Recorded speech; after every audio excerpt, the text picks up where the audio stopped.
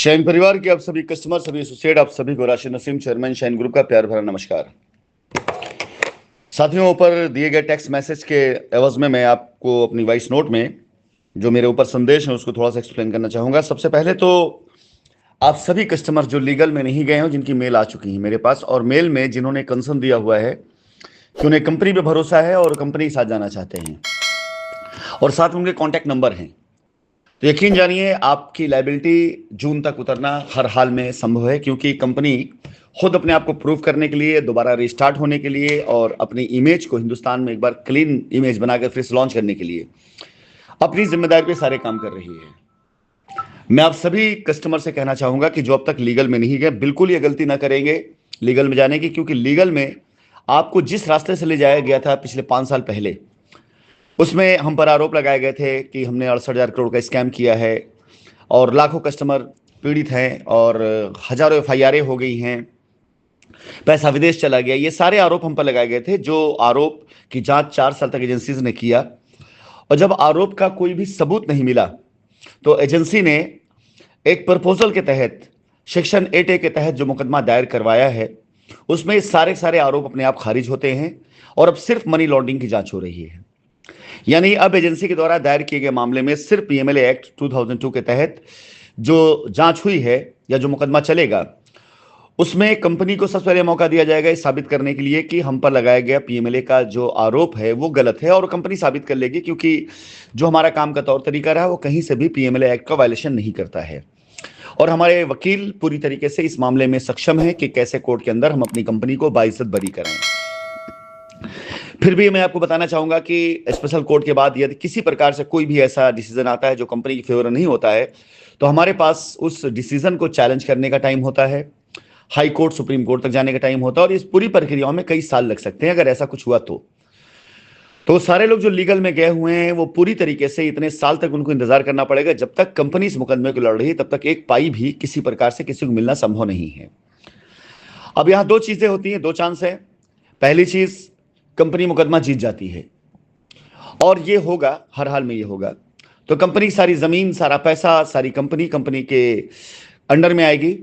और फिर कंपनी निर्धारित करेगी कि अपना पैसा हमें कैसे देना उन लोगों जो लीगल में गए हैं। और जाहिर सी बात, उसमें वो सारे सारे लोग खारिज हो जाएंगे जिनकी एफआईआर गलत हैं, जिनके आरोप गलत हैं, वो सारे लोग खारिज हो जाएंगे। और जिन्होंने ईमानदारी से कोई चीज किया होगा, ईमानदारी से जिन्होंने अपना क्लेम किया होगा, उनके लिए ही सारे रास्ते खुलेंगे कानूनी तौर से, बाकी सारे रास्ते बंद हो चुके होंगे। और मैं समझता हूं कि 90% कस्टमर ऐसे ही हैं जिन्होंने दलालों के बहकावे में आकर के उल्टी सीधी एफआईआर करी हैं। तो आप सभी लोग जो लीगल में नहीं गए हैं, उनके लिए सबसे बड़ा मौका यह है कि आज की तारीख में अगर आप लीगल में नहीं गए तो पहले तो भगवान का शुक्र अदा करिए, ऊपर वाले का धन्यवाद बोलिए, और साथ ही साथ अपनी मेल को अगर आपने नहीं किया तो मेल कीजिए, और उसमें अगर मेल कर चुके हैं, कॉन्टैक्ट नंबर नहीं दिया, अपना कंसर्न नहीं दिया, तो उसको आप दोबारा रीसेंड करें और मेरे इस अभियान को सपोर्ट करें, जिसमें मैं आप सभी कस्टमर्स की लाइबिलिटी को उतारने के लिए अपने कंधों की जिम्मेदारी लेकर के आप सभी लोगों के साथ में खड़ा हूं। बहुत से नए डेवलपमेंट हुए इस बीच में, मेरी खामोशी से या मेरे किसी भी तरह से आप लोग संपर्क न कर पाने की वजह से आप ये मान के चलें कि जब जब मैं खामोश रहा हूं, जब जब मैं शांति से बैठा हूं, अपने काम को मैंने किया है, तब तक कुछ ना कुछ नए डेवलपमेंट करके मैं लौटा हूं। ये सारे कस्टमर जिनके मेल मेरे पास आ रहे हैं, ये निश्चिंत हो जाएं और बेफिक्र होकर के बस सिर्फ मेरा सपोर्ट करें, सहयोग करें, और ये मान के चलें कि आपकी लाइबिलिटी इसी साल के जून तक खत्म होने वाली है।